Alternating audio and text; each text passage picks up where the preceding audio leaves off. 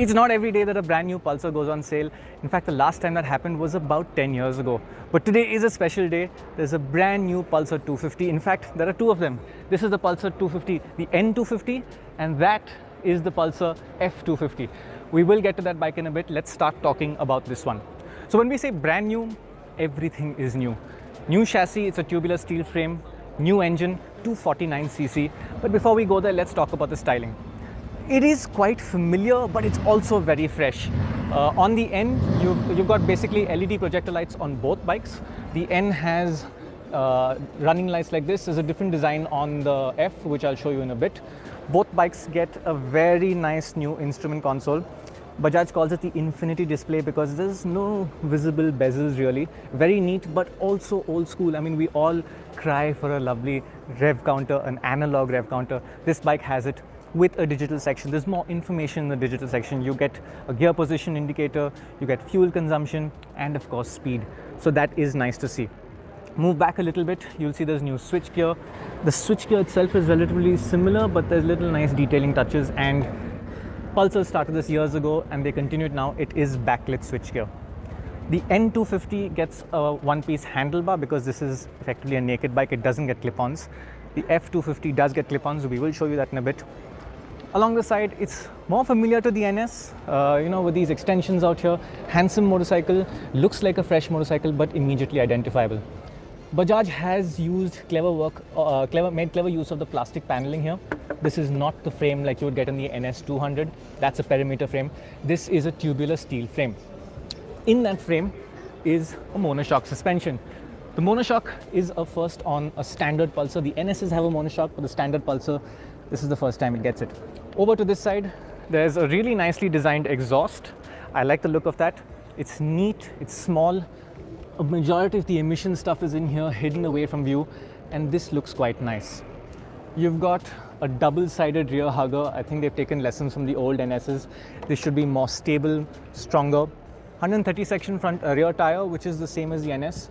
Enough grip, enough performance, and not overtly fat, which will compromise on things like agility and fuel efficiency. This is an MRF Nilo Grip Zapper tire, same as the F250. They're good tires, they should be perfectly fine for this application.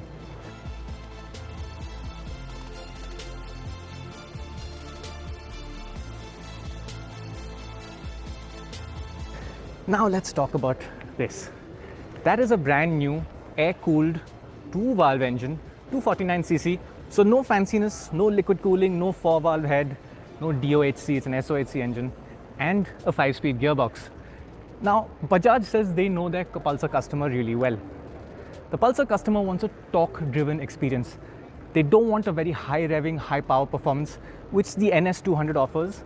This bike will be all about the torque. And customers in the segment seem to like a 5-speed transmission, so that's what they've stuck with.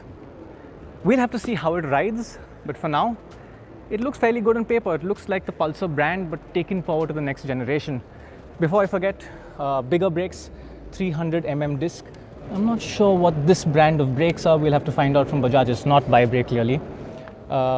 Effectively, that is the N250. And now let's go over to the F250. And this is the 250F. Very similar on paper to that bike, but obviously the difference is in the visuals. It's sort of like an amalgamation of the Adventure AS200, if you remember that bike, and the current Pulsar 220F. And 220 fans will be happy to see that these mirrors can be folded in. The face has different running lights, sort of like an inverted Nike tick, but the actual headlamp unit is the same. Nice big windscreen here. We'll have to see how it runs out on the road. Should be good wind protection. We are riding this bike soon. Our reviews are on embargo till the 11th of November, so you'll have to wait. Beyond that, the rest of the bike is largely the same. Look like large, spacious seats, nicely designed.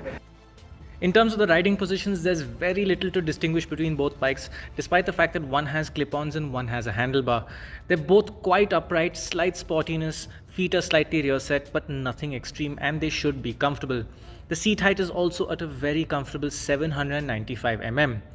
However, both these bikes are on the heavy side for the segment, with the N250 weighing 162 kilos and the F250 weighing 164 kilos. We haven't talked about the price. Bajaj has started prices at 1.38 lakhs for the naked bike and 1.40 for this one. That puts it slightly above the Yamaha FZ25, about 5 to 7,000 rupees more than the Pulsar 220.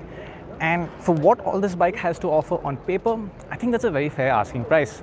What it's like on the road, you're gonna have to wait for our full review.